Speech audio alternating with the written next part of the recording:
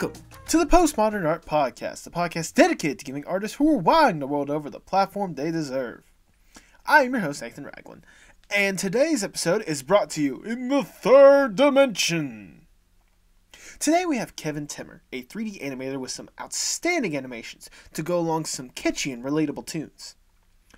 It's nice to hear Kevin's story and how he got invested in this career, and I hope you enjoy it as much as I did. If you aren't already supporting him, check him out in the links down below. If you enjoy the podcast, you can show some love by subscribing and checking out the previous episodes with some outstanding guests beforehand. You can rep the podcast as well with some sleek styles in the merch shop in the description. Finally, if you want a place to chat about the podcast, you should join the Apocalypse Podcast Network Discord server, where you can chat about this podcast and other fun ones in the network. In fact, let's hear about another marvelous podcast in the Apocalypse Podcast Network.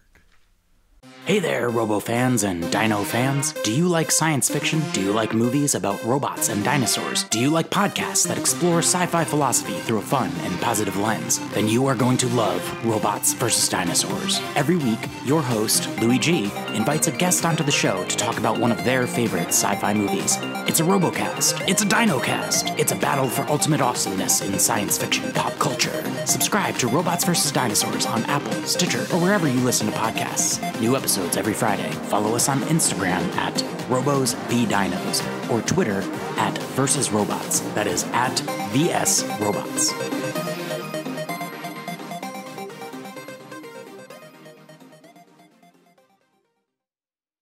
And now, without further ado, please enjoy the Postmodern Art Podcast. Well, I hear you. Hey! Hey, there you go. How's it going? It's going well. How about yourself? Pretty good. Can't complain. That's do good. Do you need to see me for this thing, or just hear my voice? Or that's up to you. I just need at least the audio. If you want to include video, that's on you. I just do it on my end for posterity, start editing, and I like seeing myself. That's fair. That's fair. I mean, either way, like I said, as long as I can hear you, I am A-okay. Awesome. That and your little icon gives a good visual of you, so I think we're good. Yeah, my icon has more hair than me right now, so I might just stick with the icon. I mean, fair enough. I'm surprised you haven't updated to the one that you have for your Twitter profile and such. I know. I really gotta add some consistency. You know what? It's your life. Live it how you want.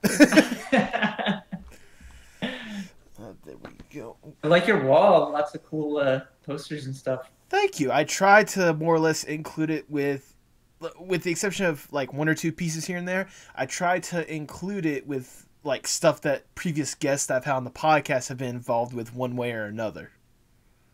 Nice. That's awesome. I've had a wide variety of guests that I'm very proud of, yourself included.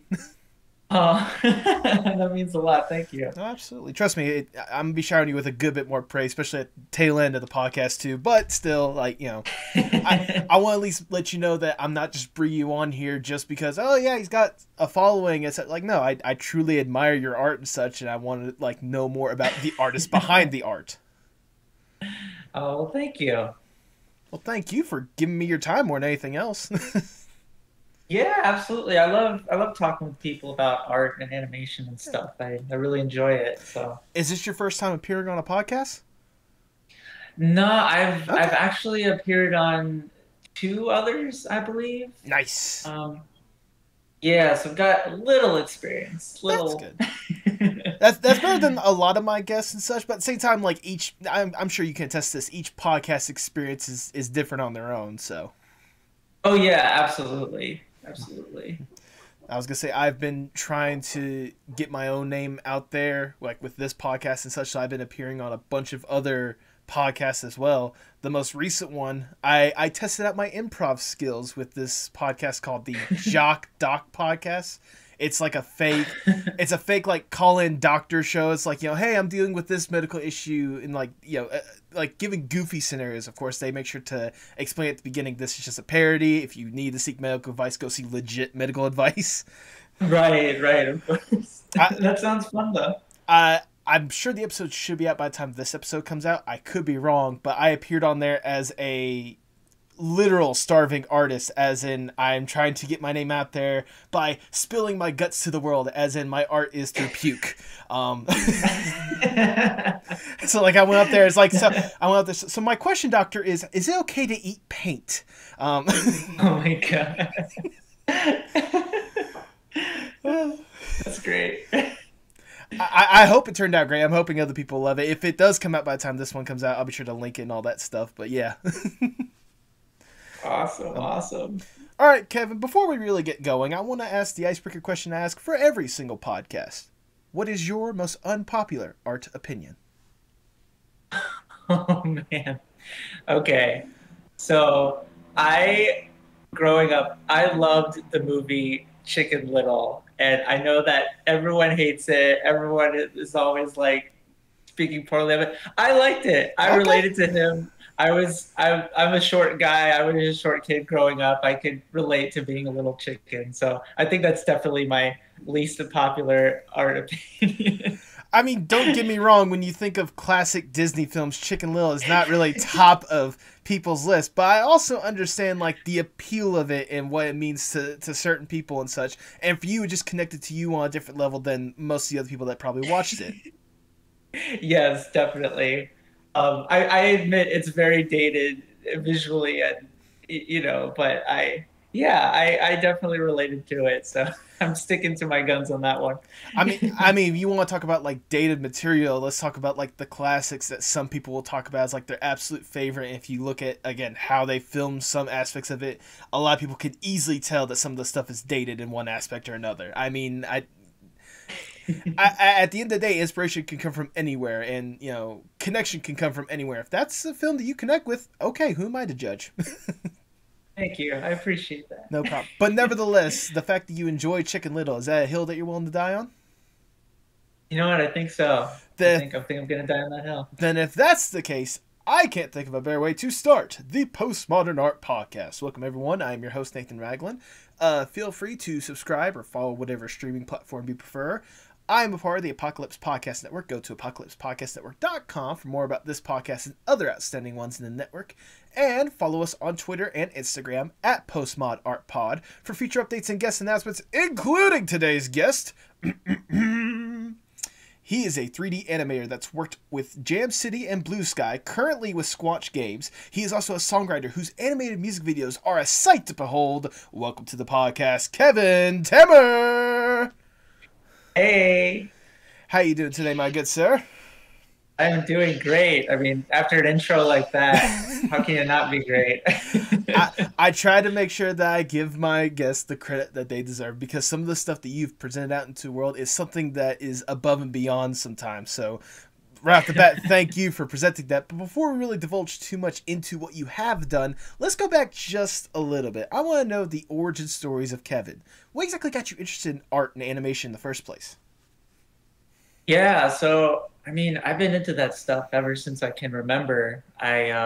Growing up, I was into things like video games, Nintendo, Mario. I think that stuff really got me into drawing. Okay. And just watching, the typical animated movies, Disney, DreamWorks, Blue Sky, all of that. Just being constantly surrounded with all that. I really knew from an early age that that's the kind of stuff I wanted to do.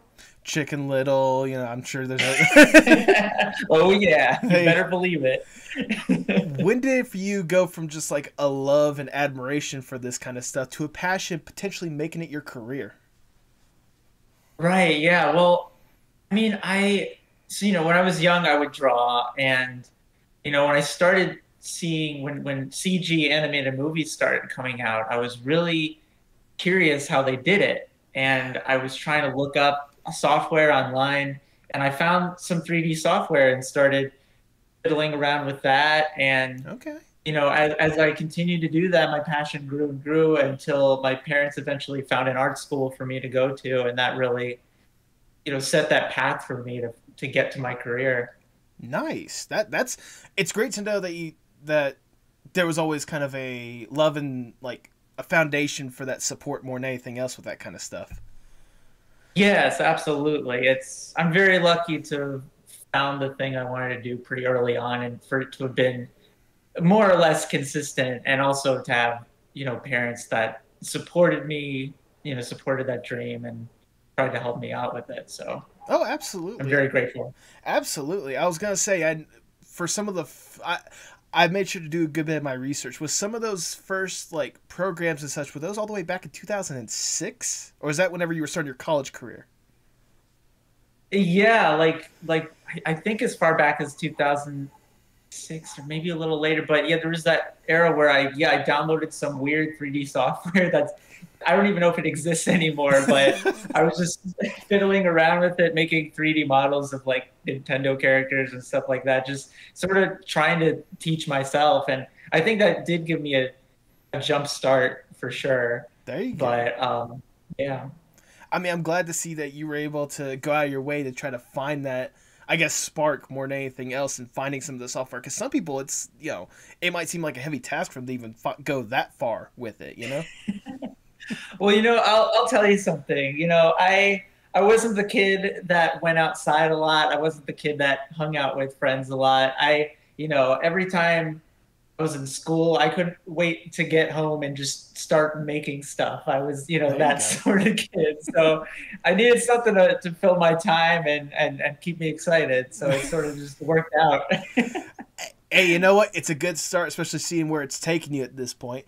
Kind of sticking with that era for just a quick second. Would you say that like Nintendo was like the biggest inspiration for going forth with trying your hand at 3D animation and such? I would definitely say so. I mean, and it's funny too because for a while I thought I wanted to make video games. I thought that Okay. was going to be a thing, and then I sort of switched to animation. But now I'm sort of in games again, so it's sort of been a back and forth thing. But yeah, I would say Nintendo was definitely a huge influence on me for sure. There you go. What exactly drew you to 3D animation in the first place, if I may ask? Was it just how unique and diverse it was to 2D animation, or just how appealing it was? Yeah, I think so. I remember like seeing I think it was Shrek and Okay. just thinking just like wondering how did they do that? What is or Toy Story and stuff like that. Like just being completely fascinated with it. I mean, my my parents introduced me to computers very early on too, so I was always fiddling around with things like Microsoft Paint, and there was this software called Click and Play, which is like a drag and drop game creating Oh, software. there we go. So I would play around with a lot. When I think one of my teachers at school actually introduced me to that program. So I'm very thankful for like the people and media in my life that just really introduced all of these great things to me and helped kind of spark me forward. There we go. I was gonna say, I know for me at least, there was a version at my school that I was introduced to of like paint. It was like, I don't know if it was like kids paint, or it was like basically a souped up version of paint. I don't know if you know what I'm talking about and such, but what was it? Like you could do like all sorts of different effects. There's all sorts of different like paintbrushes and stuff that you could do. One of the favorite things I remember is like you would like invert the image for a second, and then it'd be like a layer of that inverted image, and you would just hear "cool." Do you know what I'm talking about, or am I just talking mess right now? I feel like I know about software like that, where it's like interactive painting software. I use like a program called Disney Magic Artist, which was kind of like that, where Okay. it's like you're painting things and things are animating and moving and there's sound effects and all that stuff, just making it a lot more exciting than real software is. Yeah, fair But enough. Goodness. Okay, so like we've established at this point, you've definitely gotten some very strong roots when it came to this 3D career. And of course, you got to what college did you attend? If I forgot to see that, what college did you attend? oh yeah, I went to the Ringling College of Art and Design. It might be Nice. called Ringling School of Art and Design now. I'm not sure. They're always changing the names, but yeah, it's back in Sarasota, Florida. How did that experience there kind of reinforce like 3D animation as a whole? Because I know for some people, like taking that next step to college, it could discourage a lot of people. So how did it reinforce kind of your love and desire to go forth with this career? Yeah, well, I think it really solidified that this was a career choice, that there were jobs in this field. And I think once the teachers let me get behind the computer and start doing that stuff, I think, and I was able to tap into all the practice I did before getting there, I think I just really felt like this is what I was meant to do, and that, something I really enjoyed and something I felt like I was really good at. I think just, and also being around all these other passionate artists and people who shared common interests with me, it kind of made me feel like, yeah, I think I do belong in this world, this kind of this artistic world.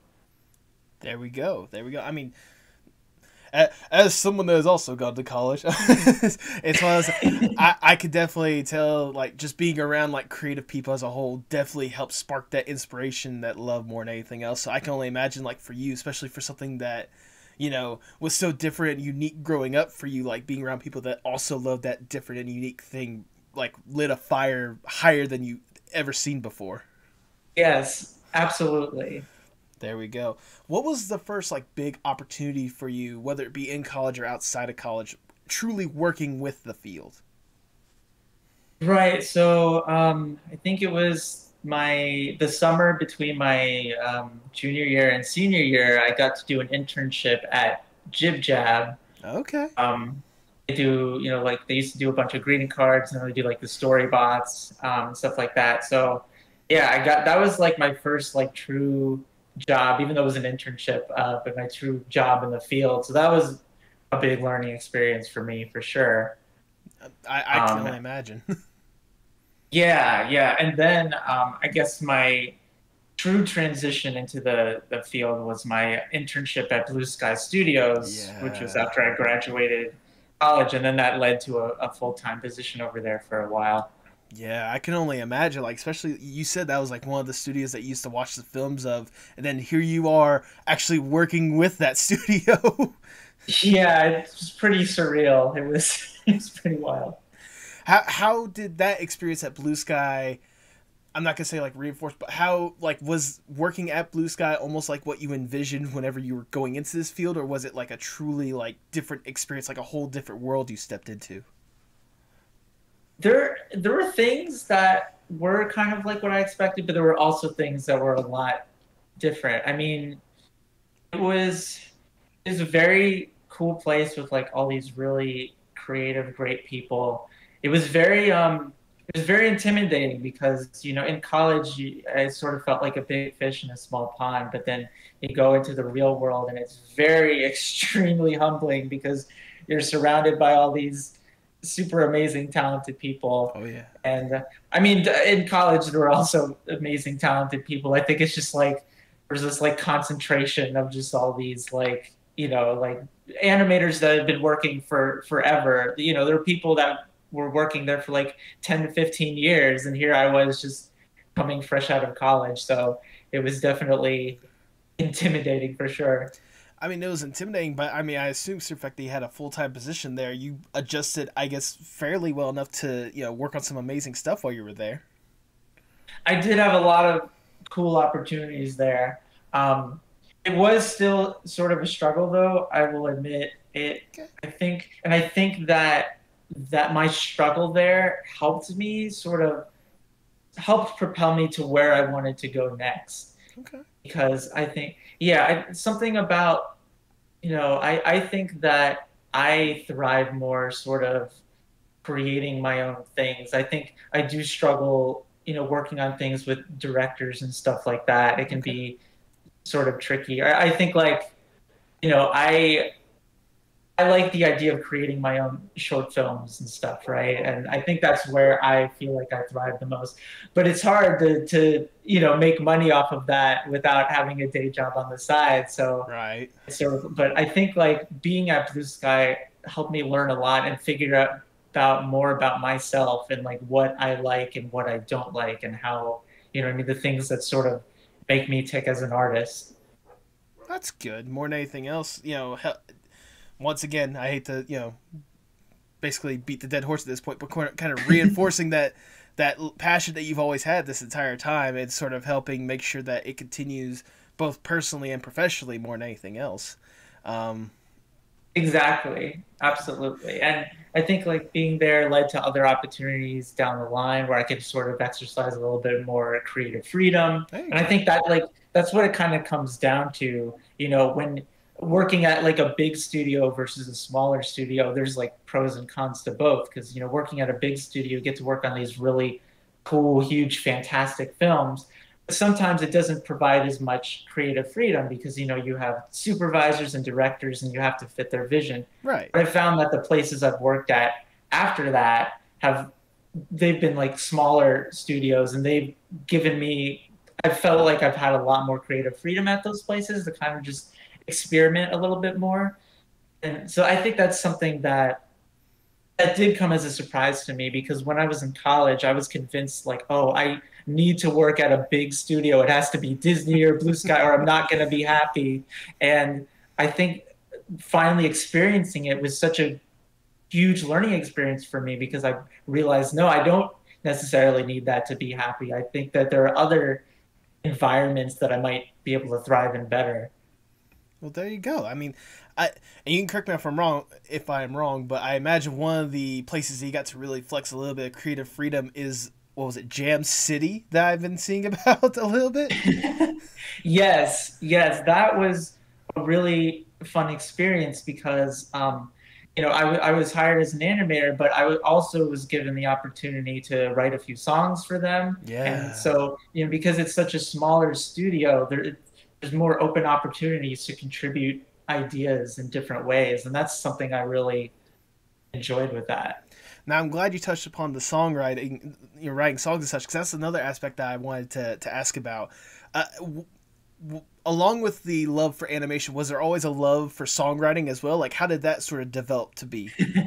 Yes, so that also has been something that I have loved for a long time. I'd say even since I was a kid.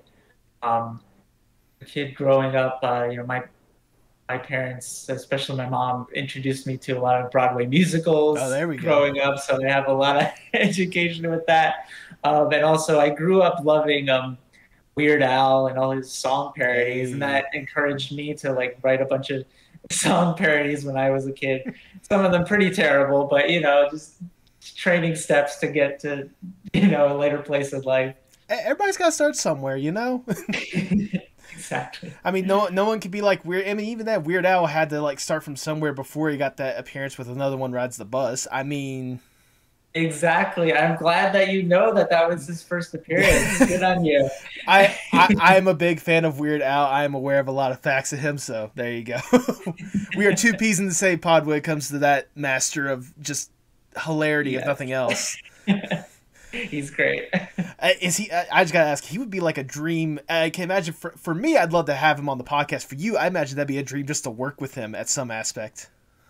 Yes. Oh, absolutely. I remember trying to when I was at Jib Jab, they had him on for Storybots, and I was like, oh my gosh, I wanted to see if I could somehow meet him or like ask him to be in a voice in my senior film, but unfortunately that did not work out. I was a little bold there, but You'd be surprised what happens when people try to go bold. I mean, it was at least worth a shot more than anything else. And hey, he's still doing stuff here and there. Yeah, I'm sure, especially with the stuff that you've been putting out there, you'll definitely get an opportunity more than anything else. Well, thank you. Here's hoping. But before we really divulge into that, I do want to ask, now recently, at least, again, based on your profile and such, you're currently working at Squanch Games, which, correct me if I'm wrong, that's the studio that Justin Roiland runs, if I'm not mistaken, right? Yes. Yeah. How did that opportunity come to you, and how has it been working in that sort of environment?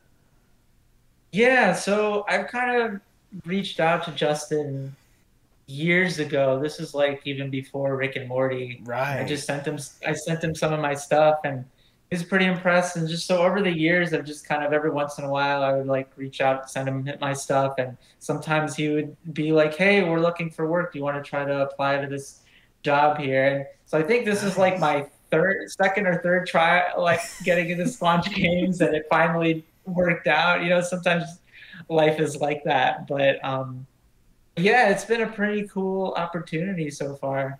I imagine with that studio being a smaller studio nevertheless. Like, I imagine the experience there must be, I'm not going to say entirely laid back, but something more along what you were looking for when it comes to the professional aspect of this career. Yes, I definitely have found a lot of creative freedom here. So I think that there's definitely a good choice to kind of go with this place. There we go. There we go. And speaking of creative freedom, let's go to basically the meat and potatoes of why I wanted you here in the first place, and that is some of the incredible like music videos and short animated films that you've produced on your own behalf and such. I just gotta ask right off the bat, where do you get some of these ideas for any of these videos that you have? Yeah, so I know, as cliche as this sounds, a lot of these ideas just come from my life, just the thoughts that are going through my head, the experiences. I mean, definitely like the pandemic has definitely inspired a lot of interesting thought experiments in my head. And That's putting it lightly. yes, very lightly. I mean, whenever you have an entire like video dedicated to the sun asking where is everyone, that's a that's a good inspiration more than anything else.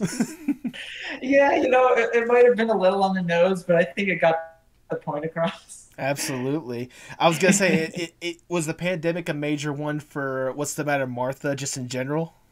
Oh, absolutely. That is like kind of just like a commentary on just, I guess, my whole experience, just like having a career and just, but also like, yeah, the pandemic and just sort of like being very frustrated with the status quo and feeling trapped in it, and like maybe people trying to help you out but not necessarily knowing how, but still Right. trying to be there for you. And yeah, and just sort of a lot of people, so many people ask me, so what is the matter with her? And I kind of liked leaving it open-ended because, I mean, first of all, I can like, that means more people can relate to it, but also a lot of these problems don't always have immediate answers. I think like life often feels like you're sort of in this endless loop trying to find an answer, and then sometimes you don't find it exactly when you think you're going to find it. Sometimes you have to go through a lot of the same old before you get to a point in your life where you can transition to something better or just different. Right. No, absolutely. Like a rough estimate, we can use What's the Matter, Martha as maybe like the basis from it, but how long does it take you to go from idea to finished product when it comes to a film like this or a short like this? Yeah, sure. So a lot of my shorter videos I do pretty quickly. Like I'll often do those like in a weekend or something. But for something like Martha, that took me a month to do. I can imagine with all the different props and all the different faces that you had to animate and such. Yeah, exactly. It was definitely a labor of love. There were many times that I wanted to quit, where I just was like, I can't do this anymore. I mean, it was like really working hard like every single day. I can only imagine. And like I said with that one, that's the one that like really blew up compared to a lot of some of your other shorts that you've done whatsoever. Are you amazed with kind of the reaction people had instantly connecting with What's the Matter, Martha? I was surprised. I really like, with art in general, I'm sure a lot of people know this. It's like you never really know how people are going to react to what you put out there. It's like it often doesn't matter how much effort you put. There's so many things that put a lot of effort into that people just didn't really care about. And sometimes it's just about striking the right chord, the right amount of relatability, the song that's catchy enough, the animation that supports that song in the right way. There's so many factors that go into it, but I was very delightfully surprised. I was very happy about how that did, and I think it really helped sort of get my name out there a bit. I mean it certainly has, if I do say so myself. It's one of those that was the one that like drew me to your stuff in the first place more than anything else. But I mean, like even then, like the stuff that you've either had in the back catalog or the stuff that you've pushed out there since then, that I cannot get enough of. The Bad Thoughts one, the Halloween skeleton one that's unfinished, but the little bit of animation that's there, oh my god, that is so gorgeous more than anything else. I was gonna the Snow and Heat Miser animations. I love those because I remember the original like claymation or stop motion films or whatnot, and to see that recreated like so fluidly, like I think you did a wonderful job with that more than anything else. Out of all of the short films that you've done, what has been like the biggest obstacle when making one of these films? Oof, that is a good question. I think, I mean, with Martha, I feel like there were so many obstacles of like sometimes just staying motivated. I guess like I'm my own worst obstacle sometimes. I think also sometimes a lot of technical difficulties. Yeah. With I did a Christmas short with all these like talking presents, and I did that all in one file, which I think in hindsight might have been a huge mistake because sometimes it would take so long to open the file that I just like it was ridiculous. Like maybe Right. 5 to 10 minutes just to open the file, and there would always be glitches and stuff. I have a very like chaotic way of working. It's very just like guerrilla warfare, guerrilla animating. I don't know. It's like, it's just sort of like, sometimes I just go into this sort of, like I'm in this sort of trance or sort of zone where I'm just like moving forward without trying to think too much and just sort of like trying to force something to get it to work and not always planning ahead as much as I should, but just sort of like jumping in there and figuring it out as I go along. And you know, sometimes it works out really well, but a lot of times it can lead to a lot of disaster before I get it to how I want it to be. You know, fair enough. I mean, it's certainly a process more than anything else, and whatever, you know, gets the job done at the end of the day, it's worth at least experimenting with it, right? Yes. Now, on the flip side, what's been the most fun aspect about making these videos of yours? Yeah, I think seeing it finished is very rewarding. Seeing all the pieces coming together. You know, I like the songwriting part is definitely the fun. I think the most fun part for me, and like taking the low quality demo I record on my phone and taking it to the computer and like polishing it and just like I really enjoyed that part, kind of like making it sound all fancy. And yeah, I don't know. There's a lot of aspects that are fun, a lot of aspects that are frustrating. It's just a bunch of like back and forth, but that's the process, right? Oh, absolutely. I mean, it's like I said, especially when it produces the results that you've been producing out there, just time and time again. Like goodness, man, I can only imagine. I can only imagine how much of a labor of love this entire process is at the end of the day for you. Yeah, thank you. Yeah, it's definitely you know, something I'm very passionate about, something I feel like when I'm not motivated by other things in life, these side projects are here for me to sort of make me feel productive and useful and sort of just allow me to put a piece of myself out there and sort of it does feel like having a conversation with, you know, the Twitter or YouTube or whatever, just sort of putting your art out there and seeing how people respond to it, seeing what they think about it. It's just, it feels like a very interactive sort of thing. And it's been very therapeutic for me, especially during this pandemic. You know, I've been living alone in a tiny apartment for a while now. And, you know, I feel like this sort of filled a void of just finding some way to connect with people during this insane time that we're all living in right now. Oh, absolutely. And I was gonna say, like, talking about all these, like, you know, the different aspects of the world that can sometimes like collide on you at times, especially being able to basically express yourself how you truly feel and basically bare your soul out to with some of these songs, whether how serious or how goofy they can be.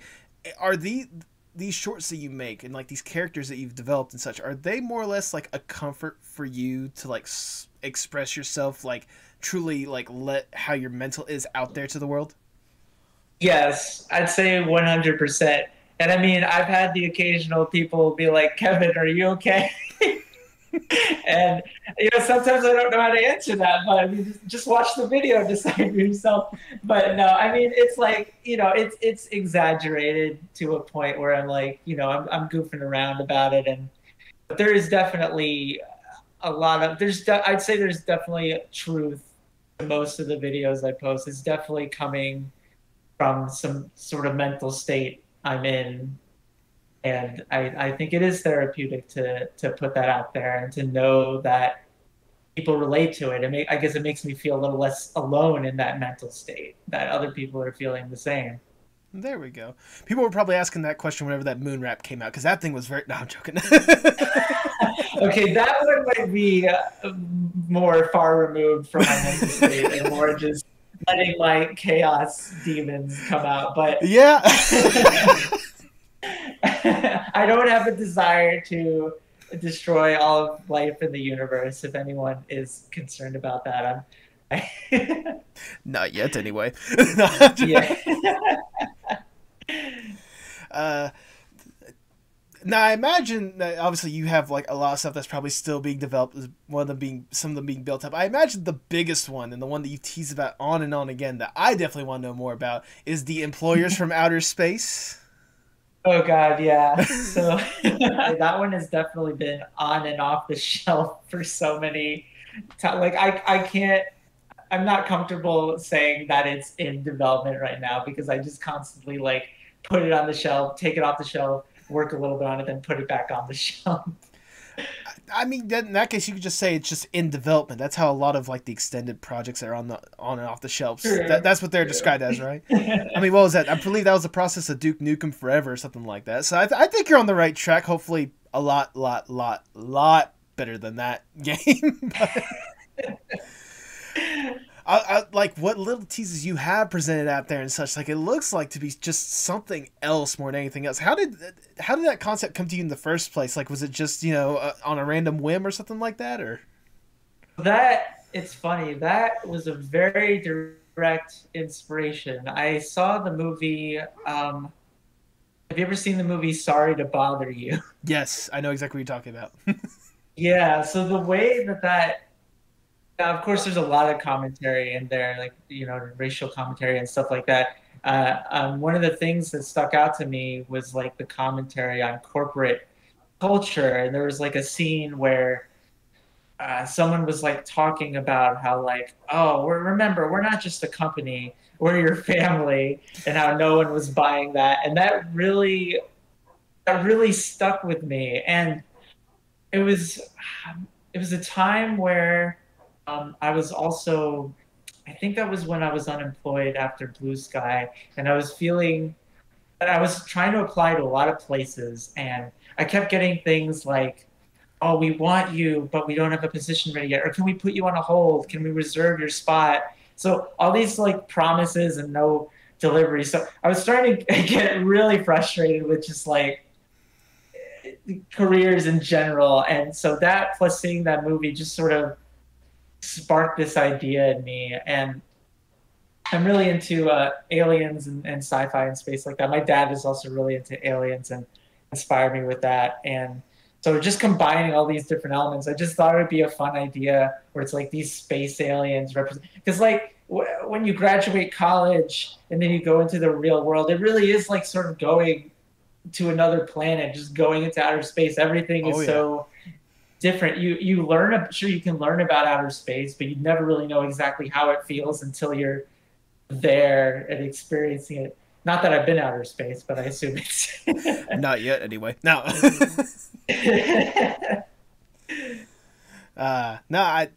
Again, it's one of those, like I said, what little we have seen of it, and again, the songs more than anything else, like the fact that you definitely got like a good sense of a musical more than anything else. I know it's kind of obvious considering how you were raised more than anything else, but like the kind of the fun and humor that this looks to be whenever you do get the opportunity to finally like make a reality, like it's something that I'm certainly going to be hotly anticipating more than anything else. And also if you need a voice actor for one of the potential employees and such, I'm more than happy to lend my voice. I don't know how good I am with singing, but I can lend my voice. yeah, I'll have to send over an audition because I might need voices. Oh, there you go. I am more than happy to. Now obviously I also forgot to ask this. Like, obviously, jokingly, that one might be the one that's probably taken the most time. But out of all the films that you've made so far, which one has taken the most time and dedication to go from idea to reality? I'd say probably Martha. Okay. I think. Yeah, that one was. Yeah, that was just like so much work. It was like the Martha character I didn't have to rig completely from scratch because I sort of used a previous character I made and modified it. But I had to create all these characters and write the song and everything. And there were so many different settings. It was like every cut was like a different background. So I had to. Like the Christmas one was also very difficult, but I made sure to try and make it easier for me using very simple characters and just one background. But though I think those two were definitely some of the most difficult and time consuming and taking the most time. They both took like pretty much exactly a month. I mean, that's fair enough more than anything else. Is there a character, or is there like a song, or even just like a short that you'd love to expand on more, like get an opportunity to use again in some aspect or another? I would love to like expand the Martha thing into a show or something, or pitch it somewhere. I think that'd be a lot of fun. I've been meaning to try to do more with the sun and moon, and kind of I think they'd make a fun duo for some sort of a show or something. Just have them doing like just a random like 5-minute podcast or something like that. There we go. Perfect. Just like the sun trying to do like all these suns shining, like, it's wonderful to see the world, especially now that people are starting to get the opportunity to. And then the moon just comes in. That's wonderful for the demise that's eventually happening. That's perfect. There you go.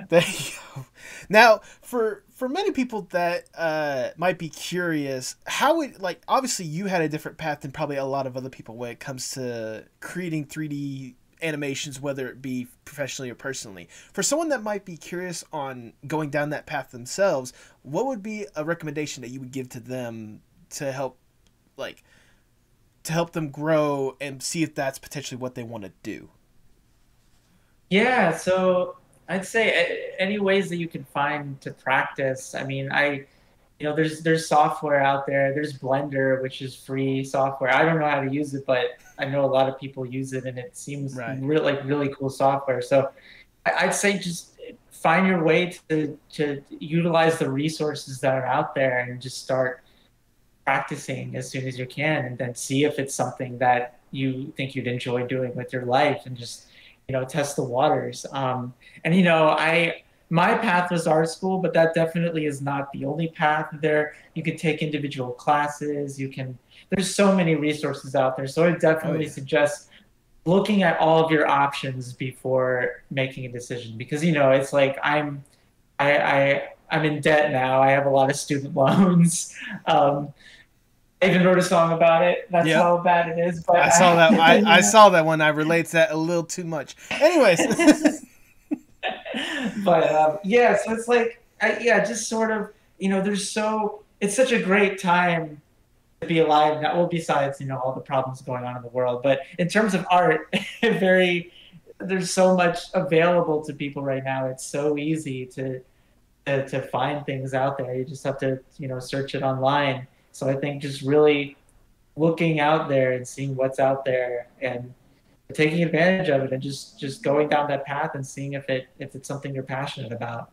Well, there we go. Well, speaking of that passion, I want to see if I could ignite that flame just a little bit higher for you, if it's not already high enough with the stuff that you're definitely creating and such. And I want to present to you the dream project. Let's say I'm big shot Mr. Moneybags. I come up to you and I'm like, look, Kevin, there's no denying that what you're doing is absolutely outstanding, and we want to see what more you can do. I have access to anyone and everyone in the industry, and I have more money than there should be even possible in the world. Jesus Christ, who gave me this money? If given that opportunity, what would be the dream Kevin project? Yeah, so I guess I'd say either a Broadway musical or an animated TV series, which would probably also involve music to some extent. I've always wanted to pitch a show, and I do hope to do that someday. I just got to sort of find an idea that I have faith in and just sort of do the work. You know, I have so many unfinished ideas and projects that are just sort of sitting around, and I'm hoping maybe at some point I'll finally take one to the next level. Well, there you go. I certainly hope you get that opportunity more than anything else. You certainly got a plethora to just go off of, but then again, you know, what's in the past is in the past, and you can always look to the future to many different ideas that are randomly just lying around somewhere. But sadly, we have to come down from the dream scenario a little bit. We gotta get back to reality, and I'll just ask the ever so generic question: where do you hope to see yourself, say, 5 to 10 years from now? Ooh, ain't that the question? Yeah. Easier said than done, right? Yeah, I mean, I've been like trying with this YouTube channel, trying to see if I could like make it a full-time thing, but it's very hard to like consistently be secure with that sort of a thing. And I think realistically, I think it would be something where I'm still doing some day job involving hopefully still animation and things that I like, but also being able to do my own creative things on the side. So I think that's kind of my realistic hope. And then maybe a slightly less realistic hope is maybe doing YouTube full time or just having some sort of a job where I'm sort of more my own boss, creating my own things. But I'm not really sure, you know, the job I'm currently at has been a cool opportunity, and maybe that could lead to other things within that. But I guess I'm sort of trying to keep an open mind, because it's like you never really know. I mean, if anything, these past 2 years have shown his life is very unpredictable, and you can make plans, and sometimes those plans just do not go the way you'd hoped, and you have to adapt and try to figure out a way around that and figure out a way to thrive. You're preaching to the choir at this point. Trust me. Yeah, no joke. But I mean, nevertheless, like I think more or less that's a good, you know, short-term future to look forward to more than anything else. So I certainly hope you get those opportunities more than anything else. As we're winding down this interview, I just got one last question that I want to ask. Obviously, like, you're deeply rooted and deeply entrenched when it comes to art and animation, something that you've had since you were young, as we've described in this podcast. How important is art, not just for you, but for the world as a whole? Oh man, I mean, I might be a little biased, but I think that art is very, very important. I think that the way we portray ideas and people in media can, you know, affect society, can affect how people see the, you know, I think like that it's so important, especially now, to like portray people and things that sounds so generic, but just in a positive way, in a way that's not harmful, because I think it really does affect people. I think the way people watch movies and films and TV, and it plants ideas in their minds. And, you know, so I think that artists do have a big influence, maybe more so than people care to admit. But I really do think it's such a integral part of society. Because it not only reflects who we are as a society, but can also affect society. This is sort of like this sort of loop thing going on. And so, yeah, I would say, and I feel like art, you know, is everywhere. Like, you're using an app, that's art. You're going to a movie, that's art. I mean, even like you're driving on the road, street signs are technically art. So it's like, you know, everywhere. It's like, it really is everywhere. And I feel like a lot of time artists probably aren't as respected as they should be. I know there was like there's a chart somewhere where it was showing like essential workers, and like artists were in there, and a lot of people were mad about that. But you know, granted, there are a lot of other jobs that are super important right now, like that, and you know, and I respect those people a lot. You know, the essential workers that have been keeping us all alive and have not been respected nearly enough, you know, like delivery people and people making food and doctors and all of that. But I'm rambling, you know. Hey, as a podcast, I highly encourage you ramble. Trust me. But that is wonderfully worded, if I do say so myself. I do want to say what's funny is that chart that you're talking about, like most essential and least essential workers, stuff like that. That was also just recently brought up for this little part as well with a previous guest I had, the David De Pasquale. He was talking about that, and he's like, well, what did the artist that had to do that think about having to make that? Right, exactly. It's, oh my God. To which I just simply responded, that was a paycheck for them, let's be honest. True. There you go. But with that, that's all the questions I have for you. I've already showered you with a bunch of praise, but I'm going to shower you with more because it's my podcast. I do what I want. But like I said before, Kevin, I was first introduced to yourself with What's the Matter, Martha? And I think you can easily attest that it probably related to a lot of people, myself included, probably a lot more than even you anticipated in the first place.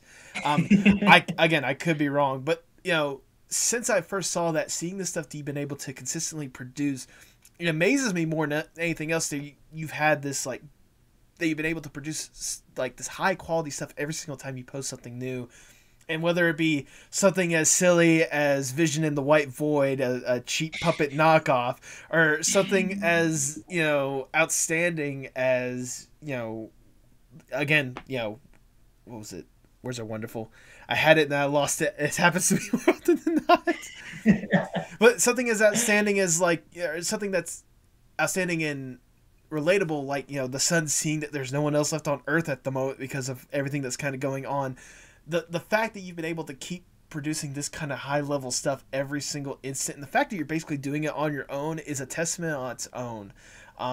I truly appreciate the fact that you're willing to put in the time and effort to let us know a little bit more about you more than anything else at the end of the day.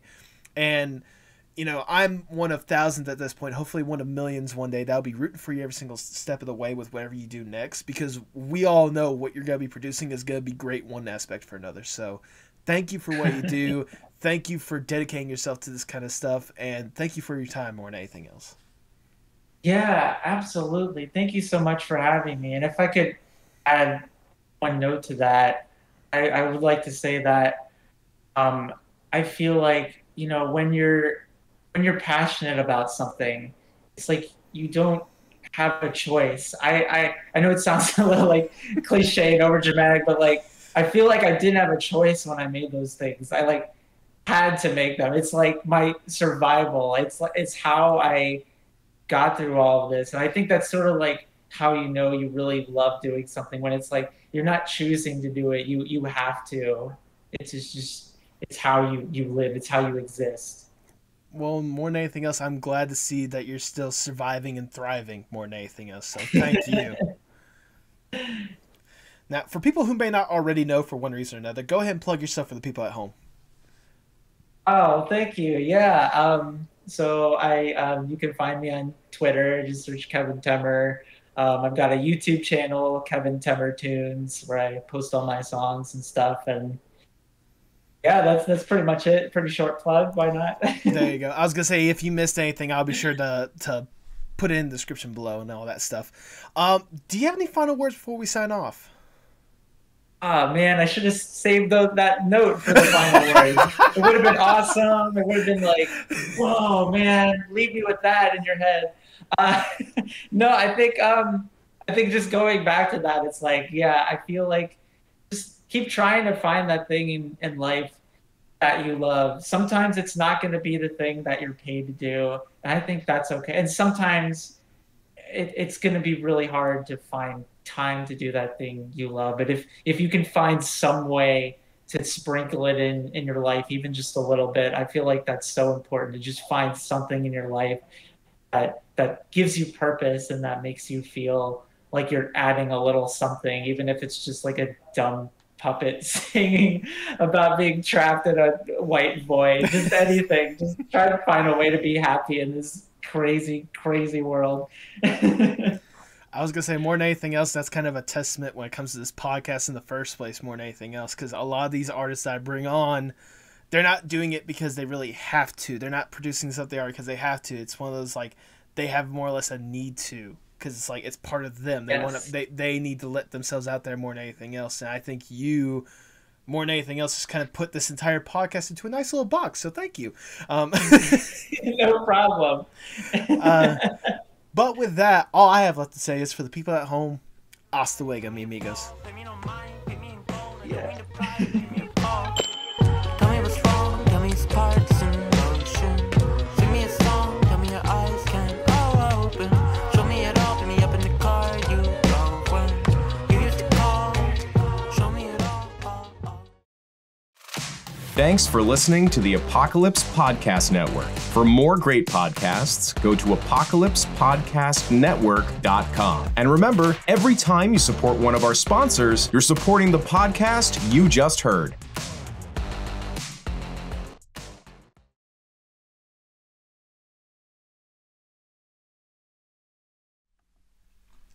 So I am totally stealing this from Stranger Than Christian. You know, it's a podcast I absolutely love. But then again, he already said on his podcast he's fine with me taking inspiration from him. Nevertheless, I wanted to include this at the end of the podcast to kind of give a little bit more of myself. I don't know if this will be at the end of every single podcast. I might. All I know is I at least wanted to include this one is because when this episode comes out tomorrow, so this episode's coming out September 16th. The following day, September 17th, would be exactly 1 year since I released the pilot episode with good friend Salvador Salcido. And I am honestly proud of myself more than anything else. I'll be honest, there are times where this podcast really gets infuriating. Not infuriating, because I've had a blast with this podcast. It sometimes feels like I'm just pushing stuff out at times. But at the end of the day, if I didn't enjoy it, I wouldn't put the episode out. And just about every single guest I've had on this podcast, I've absolutely loved. And I honestly wish I had more than just, our little interview to talk with them. And I have with some. But with that in mind, the fact that I've been able to do this more or less consistently for a full year is something that I am proud of more than anything else, because I don't know if I've had that much dedication to something since college. And I saw how that ended. Something I need to get back to. I can already hear Mom telling me I need to focus on it again, which I will. That's something that's a 2022 goal. I just want to say that for you guys, I would be excited for next week's episode because it says I have something very special planned for the 1 year anniversary. Something that's a celebration of the past year alone. It's something that I hope to make a tradition with every major milestone. Because this should be a milestone. There's all sorts of statistics out there that say that most podcasts don't make it past 7 or 10 episodes. So the fact that I'm about to hit 50, be able to do this thing consistently for a full year, that's an achievement on its own. But that is also a testament to the guests that I bring on and the people that have supported me from day one. Not even day one, the people that have shown strong support like you guys. I have said before that the viewership is not top priority. I know that not everyone is going to want to dedicate at least an hour at a time listening about some artists, because there's some that people aren't aware of, and I get that. But the fact that there's still a strong fan base at this point to where I'm getting close to 250 subscribers on YouTube, and I consistently get anywhere between 20 to 50 views on YouTube and at least 20 on streaming platforms. It's furthermore... wow, words are wonderful. Even whenever I'm trying to do something sentimental, I screw up my words. I'm leaving this in. The fact that I've been able to have people consistently show love and support, whether it's people I personally know or people that rarely talk to me, is a testament to this podcast, and I want to thank each and every single one of you for being a part of this first year. if this is what I've been able to do for just a single year, just thinking back of all the incredible guests that I've had, people that have worked on projects that I cannot get enough of, people that have made incredible music that I listen to just about every single day, you know, talking to people that basically helped shape my childhood. If that's what I've been able to do in year one, then I'd love to see how this could potentially pick up and continue with, you know, 2, 3, 5, 10 years, so on and so forth. Like, I want to make this thing more than just a 1-year thing. I want to make this thing more than just, you know, a silly little, you know, side project. I want to eventually make this something special. And I thank each and every one of you guys for being with me on this ride so far. But it's not slowing down anytime soon. That is for sure. And it is definitely going to be emphasized within the next week's episode. But until then, I want you guys to do me a little favor. If you love the podcast, tell me your favorite part or tell me your favorite moments, whether it be on Twitter, whether it be in the comments of the YouTube video, you know, however you can express it to the world. I want to know what you guys enjoy about this podcast. Because what's going to help me make sure that it grows more is to make sure that I emphasize what you guys love and I try to incorporate that in more moments, more opportunities. So if you need like a hashtag, do the, what was it, hashtag PMAP anniversary or something like that. If that's how you're going to get my attention, that's fine. You can just straight up tag me. I know there's, you know, at least going to be a few good replies. But I want to know what you guys love so far because personally, I've loved just about every single moment that I have. But I've also been involved with every single moment that's gone on. So what I like and what you guys like might be different. And I just want to know what you guys love and appreciate. Because, again, it will help this podcast grow more than anything else. I hope you guys have a wonderful day or night or whatever part of the day you're having. And if nothing else, go out there and create something amazing. You'd be surprised how many people will love and support you. I certainly will. That's a promise.